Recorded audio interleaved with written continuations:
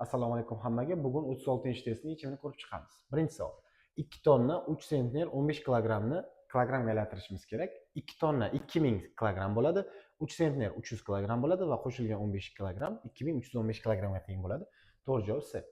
Ikkinchi savol. Alisher birinchi kuni 1 bet kitob, ikkinchi kuni 2 bet kitob, uchinchi kuni 3 bet kitob va hokazo 10-chi kuni 10 bet kitob o'qib, kitobni tugatgan bo'lsa, kitob necha betli deyapti. Bu degani 1 dan 10 gacha bo'lgan sonlarni hammasini qo'shib chiqishimiz kerak. 55 ga teng bo'ladi. Natija demak kitob 55 betli ekan. To'g'ri javob D bo'ladi. Uchinchi savol. Mana bu kvadratni 1, 2, 3 raqamlar bilan to'ldirishimiz kerak va shunday bo'lishi kerakki, ustun, satr va diagonallar yig'indisi 6 ga teng bo'lishi kerak. 2, 3 bo'ladigan bo'lsa, qo'shsak 5, o'rtaga 1 yetishmayapti 6 bo'lish uchun.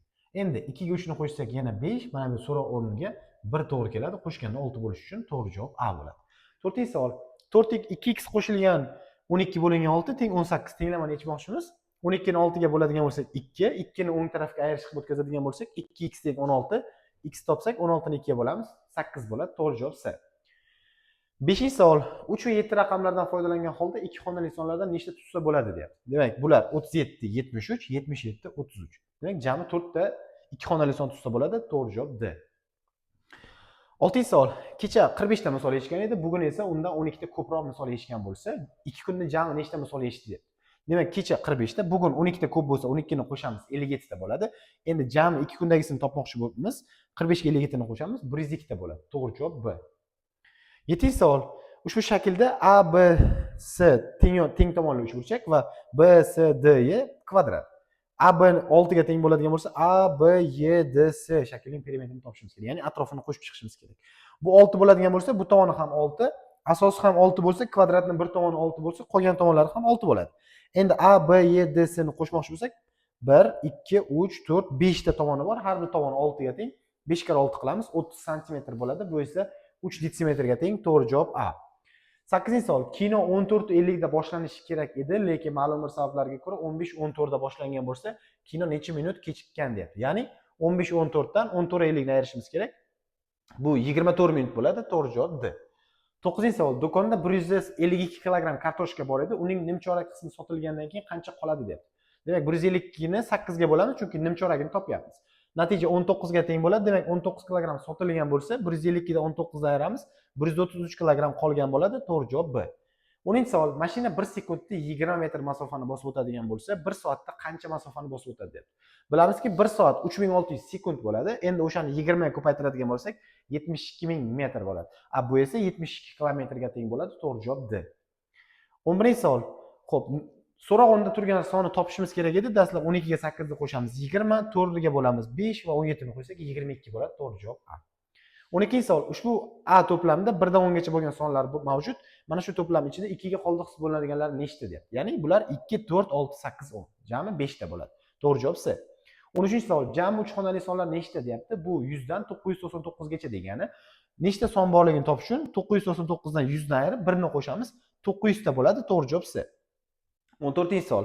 1 taqsim 2, 2 taqsim 3, 3 taqsim 4 ni qo'shib chiqishimiz kerak. Hammasiga umumiy mahraj beramiz. Umumiy mahraj 12 bo'ladi. Bunga 6, bunga 4, bunisiga 3. Endi suratlarni ko'paytirib qo'shadigan bo'lsak, 23 taqsim 12 bo'ladi. Aralash son qiladigan bo'lsak, 1,12 dan 11. To'g'ri javob C. 15-chi savol. 21 ning nechta bo'luvchisi bor deyapti. Ya'ni 21 ning bo'luvchilari bu 1, 3, 7, 21. Jami 4 ta bo'ladi. To'g'ri javob D. 16-chi savol. Rim raqami asosida yozilgan sonni biz raqamlarga aylantirishimiz kerak. Ya'ni M bilamizki 1000 ga teng, C 100 ga teng, V 5 va 2 ni qo'shadigan bo'lsak 7. Jami natija esa 1107 ga teng bo'ladi. To'g'ri javob D. 17-chi savol. 726 ni xona qo'shiluvchilari ko'rinishda yozilgan va A, B, C lar noma'lum bo'lsa, biz shularning yig'inisini topishimiz kerak. 100 lar xonasida 7 turibdi, demak bu yerda 7 ko'paytirilgan 100 bo'lishi kerak. A 7 ga teng. 10 lar xonasida 2 turibdi, 2 ko'paytirilgan 10 bo'lishi kerak. B da 2 bo'ladi. 1 lar xonasida 6 bo'lgani uchun C o'rniga 6 kara 1 bo'lishi kerak, ya'ni C 6 ga teng. Bularning yig'indisi esa 15 ga teng bo'ladi. To'g'ri javob D. 18-chi savol. Tekislikda ikkita nuqta berilgan va o'sha ikkita nuqta asosida to'g'ri o'tkazilgan. Bu to'g'ri hech qachon kesishmaydi.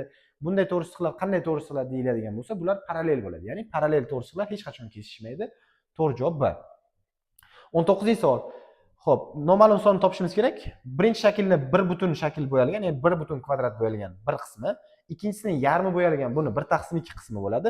Uchinchisini esa 4 dan 1 qismi bo'yalgan, buni 4 dan 1 kasrni ko'rish yozib, uchalasini qo'shamiz. 1/2 bilan 1/4 ikkita kasrni qo'shib olamiz. 2 mahraj bersak 3/4 bo'ladi. Endi 1 butunni qo'shadigan bo'lsak 1/4 bo'ladi. To'g'ri javob A. 20-savol. Tarozining bir pallasiga 3 kilogrammlik tosh, ikkinchi pallasiga esa suv to'ldirilgan idish qo'yilgan.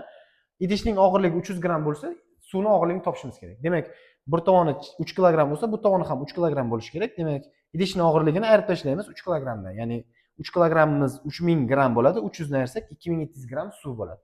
To'g'ri javob C.